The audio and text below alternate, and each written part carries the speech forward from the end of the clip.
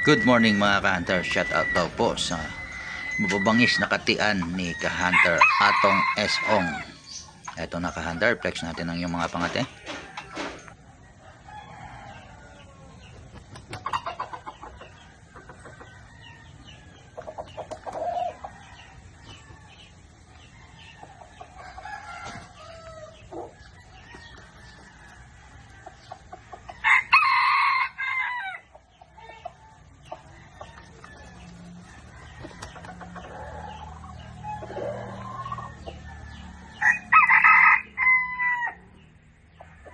Napakaganda ng tilaok ng isang labuyong ito mga ka-hunter at napakakisig tingnan.